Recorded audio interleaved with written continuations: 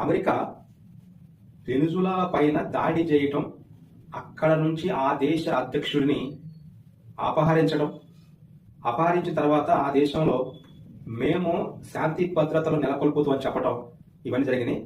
ఈ అంతర్జాతీయ అంశాల్లో భాగంగా ప్రతి ఎగ్జామ్లో క్వశ్చన్స్ రావడానికి అవకాశం ఉంటుంది. దానిలోని ఒక విషయం, ఒక దేశం కరీబియన్ దీవుల్లో ఉన్న వెనుజులా దేశం, వెనుజులా కంట్రీ. ఇది వెనుజులా కంట్రీ అనేది వెనీస్ నగరం, యూరప్ దేశంలో ఉన్న వెనీస్ నగరం పేరు పైన ఏర్పాటైంది. యూరప్ దేశంలో యూరప్ ఖండంలో ఉన్న వెనీస్ నగరం పేరు పైన ఏర్పాటైంది. ఇది ఎలా ఏర్పాటైంది ఏంటనేది ముందు చూద్దాం. ఈ వెనీస్ నగరం పేరు పైన ఏర్పాటైన వెనుజులా దేశానికి కొంత హిస్టరీ ఉంటుంది. అది ఎలా ఏర్పడింది, ఎందుకు ఏర్పడింది, ఆ దేశాన్ని ఎవరు కనుగొన్నారు, ఆ దేశానికి మారు పేర్లు ఏంటని ఉంటాయి. ఇది 1522 సంవత్సరంలో వెనిస్ కాలనీగా ఏర్పాటైంది. వెనిస్ కాలనీగా ఏర్పాటైంది. ఈ వెనిస్ కాలనీగా ఏర్పాటైంది. దీన్నే కొన్ని గ్రంథాల్లో 1522 సంవత్సరంలో ఇది స్పెయిన్ కాలనీగా ఏర్పాటైంది. స్పెయిన్ కాలనీ రాజ్యంగా ఏర్పాటైంది. 1522 సంవత్సరంలో వెనుజులా దేశం అనేది స్పెయిన్ కాలనీగా ఏర్పాటైంది. ఆ స్పెయిన్ కాలనీగా ఏర్పాటైన ఇది స్పెయిన్ దేశము పరిపాలిస్తూ ఉండేది. యూరప్ ఖండంలో స్పెయిన్ దేశం పరిపాలిస్తున్న ఈ దీనిని 1811 సంవత్సరం జులై నెల 5వ తారీఖున స్పెయిన్ దేశం వెనుజులా దేశానికి స్వాతంత్ర్యం ఇచ్చేసింది. 1811 జులై 5వ తారీఖున స్పెయిన్ దేశం నుంచి స్వాతంత్ర్యం పొందిన ఒక ప్రాంతం పేరే వెనుజులా. ఈ వెనుజులా స్వాతంత్ర్యం పొంది ఇది కొలంబియా పక్కనే ఉన్న కొలంబియాలో అంతర్భాగంగా ఉండేది. అలా అంతర్భాగంగా ఉన్న దీనికి 1830 సంవత్సరము జనవరి 13వ తారీఖున 1830 జనవరి 13వ తారీఖున ఇది కొలంబియా నుంచి స్వతంత్రంగా మారిపోయింది. అంటే స్పెయిన్ కాలనీగా ఏర్పాటైంది 1522లో. స్పెయిన్ దేశ పరిపాలనలో ఉన్న ఈ భాగాన్ని 1811 జులై 5వ తారీఖున స్పెయిన్ దేశం వెనుజులా ప్రాంతానికి స్వాతంత్ర్యం ఇచ్చేసింది. 1830 సంవత్సరం జనవరి 13వ తారీఖున ఈ స్పెయిన్ దేశము ఆధీనంలో ఉన్న వెనుజులాకి స్వాతంత్రం వస్తే అది ఈ 1811 నుంచి 1830 మధ్య కొలంబియాతో కలిపి దీనికి స్వాతంత్ర్యం ఇచ్చింది. ఈ కొలంబియాలో భాగంగా ఉన్న ఇది 1830 సంవత్సరంలోని స్వతంత్ర ప్రాంతంగా మారిపోయింది. అంటే స్పెయిన్ నుంచి స్వాతంత్ర్యం పొందింది 1811లోని. అది పూర్తి స్థాయిలో కొలంబియా నుంచి విడిపోయి 1830 సంవత్సరం జనవరి 13వ తారీఖున పూర్తి స్వాతంత్ర్యాన్ని తీసుకుంది. అక్కడ నుంచి ఇది 1845 సంవత్సరము మార్చి నెల 30వ తారీఖున దీనికి అంతర్జాతీయ స్థాయిలోని గుర్తింపునిచ్చారు. అంటే 1845 సంవత్సరంలో మార్చి 30వ తారీఖున అంతర్జాతీయంగా దీన్ని గుర్తించారు ఒక దేశంగా. ఇది కొలంబియా ప్రాంతం నుంచి 1830లో విడిపోయి స్వతంత్రించింది.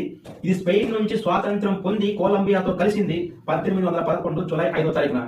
దీనినే వెనుజులా స్వాతంత్రం స్పెయిన్ నుంచి ఎప్పుడు పొందింది అని తీసుకుంటాం. పూర్తి హిస్టరీలోకి వెళ్తే అలా తీసుకుంటాం. ఇక తర్వాత 1999 సంవత్సరంలో డిసెంబర్ నెల 20వ తారీఖున 1999 డిసెంబర్ 20వ తారీఖున ఇది బొలీవియన్ విప్లవం ద్వారాగా, బొలీవియన్ తిరుగుబాటు ద్వారాగా ఇది రిపబ్లిక్ గా మారిపోయింది. అది ఇప్పుడు ఉన్నటువంటి రాజ్యాంగం అనేది 1999 సంవత్సరం డిసెంబర్ నెల 20వ తారీఖున ఇది రాజ్యాంగాన్ని ఇప్పుడు నడిచే రాజ్యాంగాన్ని అమల్లోకి తెచ్చుకుంది. 1999 బొలీవియన్ విప్లవం ద్వారాగా తీసుకున్న దానిని రిపబ్లిక్ అంటాము. దీన్ని అందుకే రిపబ్లిక్ ఆఫ్ వెనుజులా అంటారు, లేదా బొలివేరియన్ రిపబ్లిక్ ఆఫ్ వెనుజులా అంటారు. ఈ Bolivarian republic of Venezuela Spain colony నుంచి మారుకుంటూ అలా వచ్చింది. అయితే ఇక్కడ దీనికి మారుపేరు వెనుజులా అనే దేశం ఎలా ఏర్పడింది అనేది చూసుకుంటే, వెనుజులా దేశం ఎలా ఏర్పడింది అనేది 1522 నుంచి 1999 వరకు ఏమి జరిగిన పరిణామాలు తీసుకున్నాం. అలాగే దీనికి మారుపేర్లు ఉన్నాయి. ఈ మారుపేర్లో ఒక దాన్ని బొలివేరియన్ రిపబ్లిక్ ఆఫ్ వెనుజులా అంటారు. ఒక పేరు దీనికి బొలివేరియన్ రిపబ్లిక్ ఆఫ్ వెనుజులా అంటారు. ఈ బొలివేరియన్ రిపబ్లిక్ ఆఫ్ వెనుజులా అనేది బొలివేరియన్ విప్లవం రావటం వల్ల దానికి ఆ పేరుగా తీసుకుంటారు. ఇప్పుడు దీనిని బొలివేరియన్ రిపబ్లిక్ ఆఫ్ వెనిజులా అంటాం. ఈ బొలివేరియన్ విప్లవం 1999 సంవత్సరంలో వచ్చింది. ఆ సంవత్సరం నుంచే దీనికి నూతనంగా రాజ్యాంగం రచించబడింది. ఈ బొలివేరియన్ అనే పేరు పైన ఇంకా దీనికి బొలివేరియా అంటే కరెన్సీ, ఈ బొలివేరియా అనే ఒక శిఖరం ఉంటది. ఈ దేశంలో 5,007 మీటర్ల ఎత్తులో ఉన్న బొలివేరియా శిఖరం ఈ పేరు మీద బొలివేరియన్ అనేది ఒక విప్లవం. బొలివేరియా అనేది ఒక కరెన్సీ, ఈ దేశ కరెన్సీ. అలానే ఈ దేశానికి సంబంధించిన పీక్ బొలివేరియా లేదా పీకో బొలివేరియా అది ఈ దేశంలో వెనుక దేశంలో ఎత్తైన శిఖరంగా ఉంటది. బొలివేరియా మీద 3 ఉన్నాయి. ఒకటేమో విప్లవం, ఒకటేమో శిఖరము, ఒకటేమో కరెన్సీ. ఓకే, నెక్స్ట్ ఈ బొలివేరియాకి ఈ పేరు దాటంతో పాటుగా దీనిని పూర్వకాలంలో అసలు వెనిజులా అనే పేరు రావడం కంటే ముందుగా దీనికి కొన్ని నామకరణాలు ఉండేవి. అమెరికో వెస్పుస్కీ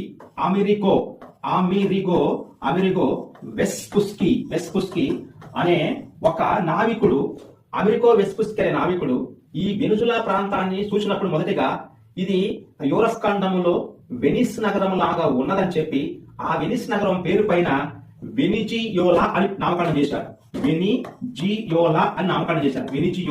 వెనిజియోలా అని దీనిని వెనిస్ నగరాన్ని పోలి ఉంది కాబట్టి వెనిజియోలా అని పిలిచింది అమెరికో వెస్పుస్కీ.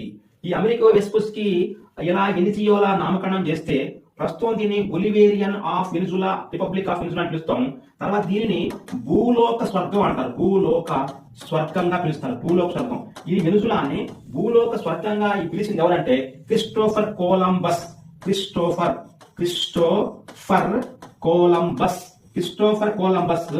ఈ వెనిజులా ప్రాంతాన్ని భూలోక స్వర్గంగా పిలిచారు. వెనిజియోలా అని పిలిచింది అమెరికో వెస్పుస్కీ. బొలివేరియన్ విప్లవం రావడం వల్ల దీన్ని బొలివేరియన్ రిపబ్లిక్ ఆఫ్ వెనిజులా అంటారు. దీనిని ల్యాండ్ ఆఫ్ గ్రేస్ అంటారు. ల్యాండ్ ఆఫ్ గ్రేస్ అని పిలుస్తారు. ఇలా 4 పేర్లు కలిగి ఉంటది Venezuela. Land of grace Venezuela, భూలోక స్వర్గం వెనిజులా, ఆ వెనిజియోలా అనేది వెనిజులా, బొలివేరియన్ ఆఫ్ వెనిజులా. ఇలా వెనిజులా దేశానికి ఇన్ని నామాలు ఉన్నాయి. ఉన్నటువంటి వెనిజులాకి ఆ దాదాపు 1999 సంవత్సరంలోని ఇది రిపబ్లిక్ గా అవతరించింది. అంతకుముందు స్పెయిన్ నుంచి స్వాతంత్రం తీసుకుంది. ఓకే, నెక్స్ట్ దీంతో పాటు ఇది లాటిన్ అమెరికా దేశం. లాటిన్ అమెరికాలో సభ్య దేశంగా ఉంటది. అయితే ఇది యాక్చువల్ గా సభ్య దేశం లాటిన్ అమెరికాతో పాటుగా ఒపెక్ అనే కంట్రీస్ ఒక కూటమి ఉంటది. దానిలో కూడా సభ్య దేశంగా ఉంటది. ఇది దాదాపు 2 కూటములు సభ్య దేశంగా ఉంది. ఒకటి లాటిన్ అమెరికా దేశము, రెండవది ఒపెక్ కంట్రీస్ లో ఒపెక్ ఆ కూటమి ఉంటది. ఆ కూటమిలో కూడా సభ్య దేశంగా ఉంటది. ఈ ఒపెక్ కూటమి అనేది తర్వాత చూసుకుందాం. ముందుగా లాటిన్ అమెరికా దేశం అంటే ఏమిటి అని గతంలో డిఎస్సీలు అడిగిండు, ఎస్ఐఆర్ పోలీసులు అడిగిండు, గ్రూప్ ఎగ్జామ్ లో అడిగిండు. ఇది 4 అడిగిండు. లాటిన్ అమెరికా అంటే ఏమిటి అని అడిగిండు. లాటిన్ అమెరికా అంటే మెక్సికో అంటే ఉత్తర అమెరికాలో ఉన్న మెక్సికో దేశాన్ని ప్లస్ మధ్య అమెరికా ప్లస్ దక్షిణ అమెరికా ఈ మూడింటిని కలిపి మధ్య అమెరికాని, దక్షిణ అమెరికాని, ఉత్తర అమెరికాలో ఉన్న మెక్సికోని కలిపి మనం లాటిన్ అమెరికా దేశాలు అంటారు. ఈ లాటిన్ అమెరికా దేశాలు ఇంకొంచెం ముందుకెళ్తే మెక్సికోతో పాటు, మధ్య అమెరికాతో పాటు, దక్షిణ అమెరికాతో పాటు మరియు కరీబియన్ దీవులను కూడా కలిపితే కరీబియన్ దీవులని, మధ్య అమెరికాని, దక్షిణ అమెరికాని మరియు మెక్సికోని ఈ 4టిని కలిపి మనం లాటిన్ అమెరికా దేశాలు అంటారు. ఇది లాటిన్ అమెరికా దేశంగా దీన్ని పిలుస్తారు. లాటిన్ అమెరికా దేశాలంటే ఏమిటి అని ఇచ్చింది గతంలో ఎగ్జామ్ లోని. మెక్సికో ఉత్తర అమెరికా ఖండంలో ఉంటది, మరియు అక్కడ నుంచి మధ్య అమెరికా, అక్కడ నుంచి దక్షిణ అమెరికా, అక్కడ నుంచి కరీబియన్ దీవులు, వీటిని మొత్తాన్ని కలిసి లాటిన్ అమెరికా అంటాం. ఈ లాటిన్ అమెరికా దేశమైన దీనికి ఒక జెండా ఉంటది. ఆ జెండా నుంచి మనం కొంత సమాచారం చూసుకోవాలి. ఈ జెండాలోని 3 రంగులు ఉంటాయి. పై వైపు ఉన్నది పసుపు రంగు. ఇది అక్కడ ఉన్న వ్యవసాయానికి, ఆ వ్యవసాయ అభివృద్ధికి సంబంధించినటువంటి గుర్తు. అది పసుపు రంగు. అక్కడ నుంచి మధ్యలోని నీలం రంగు ఉంటది. ఈ నీలం రంగు అనేది సముద్రం భాగంలో, సముద్ర తీరము, దానికి కరీబియన్ సముద్ర తీరానికి గుర్తుగా నీలం రంగు, వ్యవసాయ అభివృద్ధి గుర్తుగా పసుపు రంగు తీసుకున్నారు. తర్వాత ఎరుపు రంగు ఉంటది ఆ జెండాలోని. ఆ ఎరుపు రంగు అనేది బొలివేరియన్ విప్లవంలో పాల్గొన్న బొలివేరియన్ విప్లవంలో పాల్గొన్న వీరుల యొక్క రక్తము యొక్క రంగు సూచించడానికి తీసుకున్నటువంటి ఆ రంగు గుర్తది. విప్లవంలో పాల్గొన్న వీరుల యొక్క రక్తపు రంగు కోసం తీసుకుంది ఎరుపు రంగు. నీలం రంగు సముద్రం యొక్క సూచిక, సముద్ర తీరము. పసుపు రంగు ఏమో వ్యవసాయ అభివృద్ధి కోసం తీసుకున్నారు. ఇక నెక్స్ట్ ఇక్కడ రాజధాని పేరు కరాకస్. రాజధాని కరాకస్ అనే ప్రాంతము. ఇది వెనుజులా దేశంలోని అతిపెద్ద నగరము. వెనుజులా దేశంలో అభివృద్ధి చెందిన నగరము. ఇక్కడే అధ్యక్ష భవనం ఉంటది. ఇదే పార్లమెంట్ ఉంటది ఇక్కడే. ఇది ఫెడరల్ కంట్రీ. ఇది ఫెడరల్ రిపబ్లిక్ గా ఉంటది. ఫెడరల్ రిపబ్లిక్ గా ఉన్న ఇది ఫెడరల్ రిపబ్లిక్ ప్రాంతం మొత్తం కారాకస్ లో ఉంటది. కారాకస్ అనేది అతి పెద్ద నగరము మరియు రాజధాని నగరము. ఈ ఫెడరల్ రిపబ్లిక్ గా ఉన్న వెనుజులాకి 23 రాష్ట్రాలు ఉంటాయి. 23 రాష్ట్రాలను కలిగి దాదాపుగా 9.16 లక్షల చదరపు కిలోమీటర్ల విస్తీర్ణాన్ని కలిగి ఉంటది. అదే మన భారతదేశం అయితేనేమో 32.87 లక్షల చదరపు కిలోమీటర్ల విస్తీర్ణం కలిగి ఉంటది. మన భారతదేశం 32 లక్షల చదరపు కిలోమీటర్ల విస్తీర్ణం కలిగి ఉంటది. అదే వెనుజులా దేశము కేవలం 9.6 లక్షల చదరపు కిలోమీటర్ల వైశాల్యాన్ని విస్తీర్ణాన్ని కలిగి ఉంది. అంటే దక్షిణ అమెరికా ఖండంలోని 9.16 లక్షల చదరపు కిలోమీటర్ల విస్తీర్ణం కలిగి దాదాపుగా 31 మిలియన్ జనాభాని కలిగి 31 మిలియన్ జనాభాని కలిగి ఉండి 31 మిలియన్ జనాభాని కలిగి 9.16 లక్షల చదరపు కిలోమీటర్లని మరియు 23 రాష్ట్రాలను కలిగి ఫెడరల్ రిపబ్లిక్ గా ఉన్నటువంటి ఈ దేశము కారాకస్ అనే రాజధానిని కలిగి ఉంది. ఈ దేశము అధిక జీవ వైవిధ్యాన్ని కలిగి ఉంటది. జీవ వైవిధ్యం అధికంగా ఉన్న టాప్ 10 కంట్రీస్ లోని ఇది ఒక కంట్రీగా మిగిలిపోయింది. అంటే ఇది 7th, 6th, 5th, 10th ఆ ప్లేస్ లో ఉంటది. ఇక నెక్స్ట్ దీనికి సరిహద్దులుగా ఉంటది. అసలు ఈ వెనుజులా దేశం అనే దానికి ఒక మ్యాప్ ఉంటది. ఇలా తీసుకుంటాం మ్యాప్, వెనుజులా దేశం యొక్క మ్యాప్. ఆ జెండా నుంచి మనం కొంత సమాచారం తెలుసుకోవాలి. ఈ జెండాలోని 3 రంగులు ఉంటాయి. పై వైపున ఉన్నది పసుపు రంగు. ఇది అక్కడ ఉన్న వ్యవసాయానికి, ఆ వ్యవసాయ అభివృద్ధికి సంబంధించినటువంటి గుర్తు. అది పసుపు రంగు. అక్కడి నుంచి మధ్యలోని నీలం రంగు ఉంటది. ఈ నీలం రంగు అనేది సముద్రం భాగంలో, సముద్ర తీరము, దానికి కరీబియన్ సముద్ర తీరానికి గుర్తుగా నీలం రంగు, వ్యవసాయ అభివృద్ధి గుర్తుగా పసుపు రంగు తీసుకున్నారు. తర్వాత ఎరుపు రంగు ఉంటది ఆ జెండాలోని. ఆ ఎరుపు రంగు అనేది బొలివేరియన్ విప్లవములో పాల్గొన్న బొలివేరియన్ విప్లవంలో పాల్గొన్న వీరుల యొక్క రక్తము యొక్క రంగు సూచించడానికి తీసుకున్నటువంటి ఆ రంగు గుర్తు. అది విప్లవంలో పాల్గొన్న వీరుల యొక్క రక్తపు రంగు కోసం తీసుకుంది ఎరుపు రంగు. నీలం రంగు సముద్రం యొక్క సూచిక, సముద్ర తీరము. పసుపు రంగు ఏమో వ్యవసాయ అభివృద్ధి కోసం తీసుకున్నారు. ఇక నెక్స్ట్ ఇక్కడ రాజధాని పేరు కరాకస్. రాజధాని కరాకస్ అనే ప్రాంతము. ఇది వెనుజులా దేశంలోని అతిపెద్ద నగరము. వెనుజులా దేశంలో అభివృద్ధి చెందిన నగరము. ఇక్కడే అధ్యక్ష భవనం ఉంటది. ఇదే పార్లమెంట్ ఉంటది ఇక్కడే. ఇది ఫెడరల్ కంట్రీ. ఇది ఫెడరల్ రిపబ్లిక్ గా ఉంటది. ఫెడరల్ రిపబ్లిక్ గా ఉన్న ఇది ఫెడరల్ రిపబ్లిక్ ప్రాంతం మొత్తం కారాకస్ లో ఉంటది. కారాకస్ అనేది అతి పెద్ద నగరము మరియు రాజధాని నగరము. ఈ ఫెడరల్ రిపబ్లిక్ గా ఉన్న వెనుజులాకి 23 రాష్ట్రాలు ఉంటాయి. 23 రాష్ట్రాలను కలిగి దాదాపుగా 9.16 లక్షల చదరపు కిలోమీటర్ల విస్తీర్ణాన్ని కలిగి ఉంటది. అదే మన భారతదేశం అయితేనేమో 32.87 లక్షల చదరపు కిలోమీటర్ల విస్తీర్ణం కలిగి ఉంటది. మన భారతదేశం 32 లక్షల చదరపు కిలోమీటర్ల విస్తీర్ణం కలిగి ఉంటది. అదే వెనుజులా దేశము కేవలం 9.6 లక్షల చదరపు కిలోమీటర్ల వైశాల్యాన్ని, విస్తీర్ణాన్ని కలిగి ఉంది. అంటే దక్షిణ అమెరికా ఖండంలోని 9.16 లక్షల చదరపు కిలోమీటర్ల విస్తీర్ణం కలిగి దాదాపుగా 31 మిలియన్ జనాభాని కలిగి 31 మిలియన్ జనాభాని కలిగి ఉండి 31 మిలియన్ జనాభాని కలిగి 9.16 లక్షల చదరపు కిలోమీటర్లని మరియు 23 రాష్ట్రాలను కలిగి ఫెడరల్ రిపబ్లిక్ గా ఉన్నటువంటి ఈ దేశము కారాకస్ అనే రాజధానిని కలిగి ఉంది. ఈ దేశము అధిక జీవ వైవిధ్యాన్ని కలిగి ఉంటది. జీవ వైవిధ్యం అధికంగా ఉన్న టాప్ 10 కంట్రీస్ లోని ఇది ఒక కంట్రీగా మిగిలిపోయింది. అంటే ఇది 7th 6th 5th 10th ఆ ప్లేస్ లో ఉంటది. ఇక నెక్స్ట్ దీనికి సరిహద్దులుగా ఉంటది. అసలు ఈ వెనుజులా దేశం అనే దానికి ఒక మ్యాప్ ఉంటది. ఇలా తీసుకుంటాం మ్యాప్, వెనుజులా దేశం యొక్క మ్యాప్. ఈ వెనుజులా దేశానికి తూర్పు వైపున ఉన్న సరిహద్దు ప్రాంతాన్ని మనము కొలంబియా అంటారు. కొలంబియా. ఇప్పుడు దీనికంటే ముందు కొలంబస్ చెప్పుకున్నాం.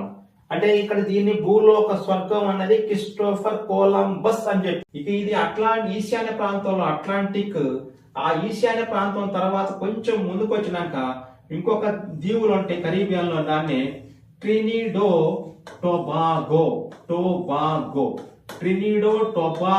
అనే ఒక దీవి కరీబియన్ దీవుల్లో ఉంటది. ఆ దాంతో పాటు కొన్ని దీవులు ఉన్నాయి. ఆ దీవులు కూడా దీనికి యాక్చువల్ గా సరిహద్దులుగా ఉంటాయి. ఒక ప్రస్తుతానికి మనకు త్రిభుజాకారంలో ఉన్న దీనికి గయానాతో వివాదంగా ఉన్న ప్రాంతం గతంలో ఎగ్జామ్ లో వచ్చింది. ఆ కొలంబియాతో ఉన్న వివాదం కూడా వచ్చింది. ఈ కొలంబియా వివాదం కూడా కొంత ఉంది. ఇప్పుడు ఉన్నటువంటి ఈ కరెంట్ అఫైర్స్ లోని కొలంబియా, వెనుజులా అనేవి బాగా ప్రముఖంగా వినిపిస్తున్నటువంటి పేర్లు ఇవి. ఆ త్రిభుజాకారములో తూర్పు, పడమర, ఉత్తరము, దక్షిణ సరిహద్దుల్ని కలిగి ఉన్న దేశము మనం ఇప్పుడు చెప్పుకున్నాం. ఇక నెక్స్ట్ దీంతో పాటుగా ఈ వెనుజులా దేశంలో వెనుజులా దేశం ఇది కొలంబియా, నెక్స్ట్ ఇది బ్రెజిల్, ఇది గయానా దేశం కలిగి ఉంది. అయితే ఇటు తూర్పు ఈ దేశానికి వెనుజులా దేశానికి మన పడమర వైపున ఉన్న సరిహద్దు ఆ భూభాగాలని పడమర వైపుగా కొలంబియా దేశానికి మరియు వెనుజులా దేశానికి మధ్య ఉన్న పర్వతాలని ఆండిస్ పర్వతాలు అంటారు.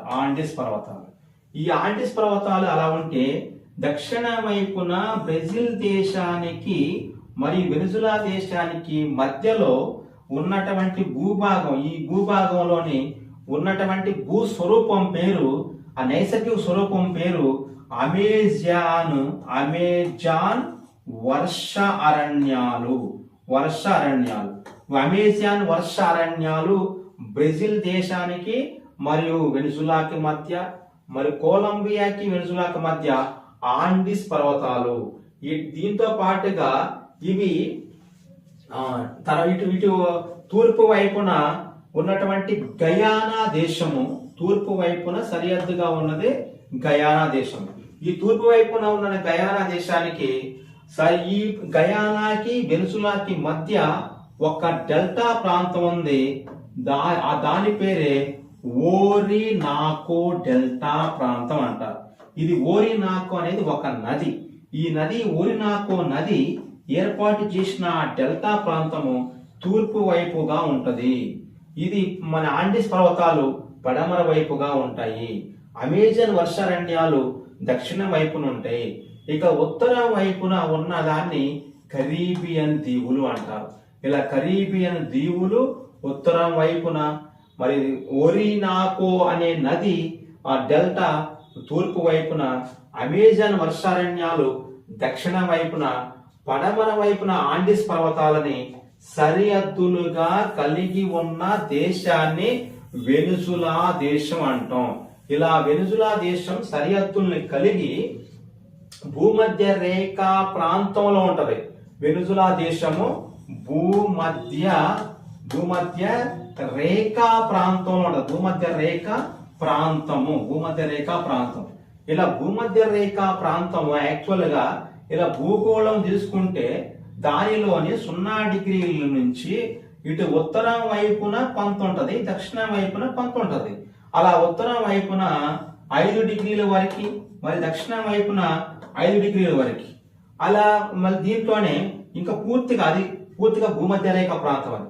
ఇలా ఈ భూమధ్య రేఖ ప్రాంతం అనేది ఇలా ఉన్నప్పుడు ఇది ఉత్తర అక్షాంశ వెనుజులా దేశం అనేది భూమధ్య రేఖకి ఉత్తరం వైపున అక్షాంశాలుంటే ఆ ఉత్తర అక్షాంశాలలోని త్రిభుజాకారంగా ఉంటది. ఇలా గ్లోబ్ తీసుకున్నప్పుడు, ఇదేమో భూమధ్య రేఖ తీసుకున్నప్పుడు ఇలా త్రిభుజాకారంలో దక్షిణ అమెరికా దేశంలోని ఇలా ఉంటది. ఇలా భూమధ్య రేఖ ప్రాంతంలో ఉందన్నమాట. భూమధ్య రేఖ ప్రాంతం, భూమధ్య రేఖ దీని కూడా ఉంటుంది. అసలు యాక్చువల్ గా భూమధ్య రేఖ అనేది ప్రపంచంలోని 13 దేశాల గుండా పోతది. ఇది దక్షిణ అమెరికా ఖండములోని దక్షిణ అమెరికా ఖండములోని దాదాపుగా 3 దేశాల గుండా 13 దేశాల గుండా భూమధ్య రేఖ పోతే దానిలోని 3 దేశాల గుండా దక్షిణ అమెరికా ఖండంలో 3 దేశాల గుండా ఒక దాని పేరు ఈక్వెడార్, రెండవ దాని కొలంబియా, మూడవ దాని బ్రెజిల్. ఇలా బ్రెజిల్, కొలంబియా, ఈక్వెడార్ దేశాల గుండా ఇదేమో ఇక్కడ ఈక్వెడార్ దేశం ఉంటది భూమధ్య రేఖ పైన దక్షిణ అమెరికా ఖండంలోని. ఇది ఈక్వెడార్, ఇదేమో కొలంబియా, ఇదేమో బ్రెజిల్. ఇలా 3 దేశాల గుండా పోతది దక్షిణ అమెరికాలో. కానీ వెనుజులా గుండా పోదు. కానీ వెనుజులా అనేది భూమధ్య రేఖ ప్రాంతంలో ఉంటది, భూమధ్య రేఖ మీద లేదు, భూమధ్య రేఖ ప్రాంతంలో ఉంటది. అలా ప్రపంచంలో 13 దేశాల గుండా, 3 ఖండాల గుండా, 3 సముద్రాల గుండా లేదా జలభాగాల గుండా పోయేటువంటి దానిని భూమధ్య రేఖ లేదా 0 డిగ్రీల అక్షాంశం అంటాం. అలా 0 డిగ్రీల అక్షాంశం అనేది ఇది ప్రస్తుతానికి ప్రపంచంలోని ఇటు భూమధ్య రేఖ ప్రాంతంలో కలిగి 13 దేశాల గుండా, 3 ఖండాల గుండా, 3 జలభాగాల గుండా పోతే అది భూమధ్య రేఖ ప్రాంతంలో ఉన్నదాన్ని వెనుజులా దేశం అంటారు. వెనుజులా దేశము భూమధ్య రేఖ ప్రాంతంలో ఉంది. అలా భూమధ్య రేఖ ప్రాంతంలో ఉన్న ఈ దేశంలోని దాదాపుగా ఉత్తర భాగములో ఉన్న సరస్సు ఉంది. దక్షిణ అమెరికా ఖండం ఇది. ఆ అమెరికా ఖండంలోని ఇటు ఉత్తరం వైపున ఇలా ఉన్నటువంటి దక్షిణ అమెరికా ఖండంలో ఉత్తరం వైపున ఉన్నటువంటి దీనిని ఇలా భూమధ్య రేఖ పోతుంది. దీని గుండా ఇక్కడ ఉన్నదాన్ని ఈక్వెడార్, ఇక్కడ ఉన్నదాన్ని కొలంబియా, ఇక్కడ ఉన్నదాన్ని బ్రెజిల్ అంటాం. ఇది భూమధ్య రేఖ ప్రాంతం. ఇది మొత్తం దక్షిణ అమెరికా ఖండం. ఈ దక్షిణ అమెరికా ఖండంలోని వెనుజులా దేశం ఇది.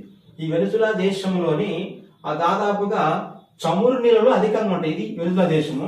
ఇక్కడ చమురు నిల్వలు అధికంగా ఉంటాయి. ఈ చమురు నిల్వలు అధికంగా దీని యొక్క ఆదాయము, దీని యొక్క ఆర్థిక వ్యవస్థ మొత్తం కూడా చమురు నిల్వల మీద ఆధారపడి ఉంటుంది. ఆ చమురు నిల్వల మీద ఆధారపడి ఉండడానికి కారణం అంటే ఇక్కడ ఈ దక్షిణ అమెరికాకి ఉత్తరములో ఉన్నదాన్ని వెనుజులా అన్నాం. ఓకే, వెనుజులా దేశంలో ఉత్తరం వైపున ఉన్నటువంటి నీటి భాగాన్ని ఆ యొక్క సరస్సుని మనము మారకైబో సరస్సు అంటారు. మారకైబో సరస్సు. ఈ మారకైబో సరస్సు కొలంబియా దేశానికి మరియు వెనుజులా దేశానికి మధ్య ఉంటది. ఈ వెనుజులా దేశము మాది అని దాని ఉత్తర భాగంలో ఉన్న దాన్ని ఆ చమురు నిల్వలు ఎక్కువగా ఉన్నాయి కాబట్టి అది వాళ్ళ భూభాగంగా తీసుకుంటున్నారు. దీనిని వీళ్ళ భూభాగం అని వీళ్ళ వివాదం తీసుకుంటున్నారు. దీనినే గల్ఫ్ ఆఫ్ వెనుజులా అంటాం. ఈ గల్ఫ్ ఆఫ్ వెనుజులా ప్రాంతము 2 దేశాల మధ్య వివాదంగా ఉంది. నెక్స్ట్ మారకైబో అనే సరస్సు యాక్చువల్ గా ప్రపంచంలో ఎత్తైన సరస్సు అంటే టిటికాకా అంటారు. టిటికాకా సరస్సు. ఇది ప్రపంచంలో ఎత్తులో నౌకాయానం జరిగేది. ప్రపంచంలో అత్యంత ఎత్తులో ఉన్న సరస్సు ఇది బొలీవియా దేశంలో ఉంటది. ఈ బొలీవియా దేశం దక్షిణ అమెరికా ఖండంలో ఆండిస్ పర్వతాల్లో ఉంటది. ఇది టిటికాకా సరస్సు ఎత్తులో ఉన్నటువంటిది సరస్సు ఇది. కానీ దక్షిణ అమెరికా ఖండంలోని పెద్ద సరస్సు దక్షిణ అమెరికా ఖండంలోని ఈ ఖండంలో మాత్రమే పెద్ద సరస్సుని మారకైబో సరస్సు అంటారు. ఇది ప్రపంచంలో పెద్ద సరస్సు అన్నప్పుడు అది వేరే అవుతుంది. సుపీరియర్ సరస్సు, బైకాల్ సరస్సు అవి మొత్తం ప్రపంచవ్యాప్తంగా ఉంటాయి. కానీ దక్షిణ అమెరికా ఖండంలోని పెద్ద సరస్సుని మారకైబో సరస్సు అంటాం. ఇక్కడ చమురు నిల్వలు ఎక్కువగా ఉంటాయి. చమురు నిల్వలు ఎక్కువగా ఉన్న దాంట్లో ఒకదాన్ని మారకైబో సరస్సు. ఈ మారకైబో సరస్సు అనేది ఒకటి. ఇక నెక్స్ట్ రెండవది ఇక్కడ జూలియాలో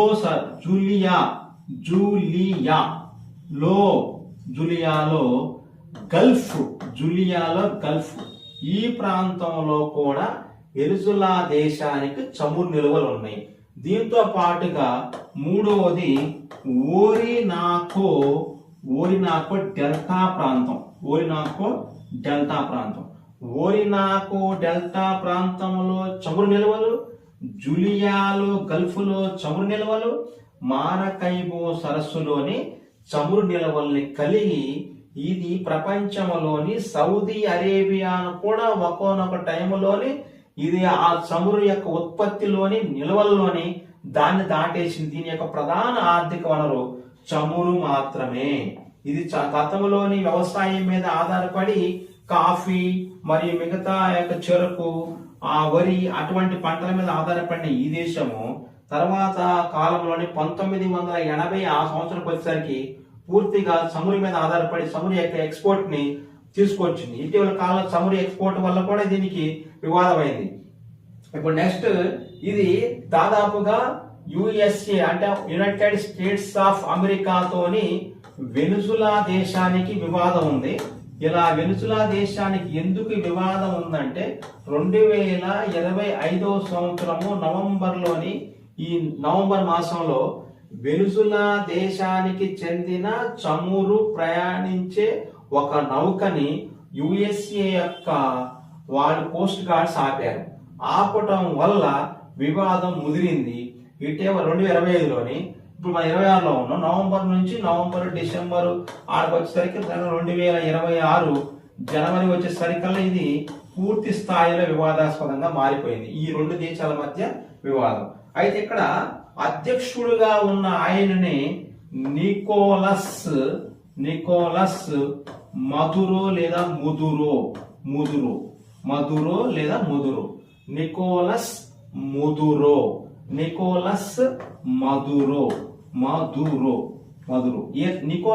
ఆయన 2018 సంవత్సరంలో అక్కడ అధ్యక్షుడిగా ఉంటాడు. ఈయన కంటే ముందు ఉన్న ఆయన్ని హ్యూగో చావేజ్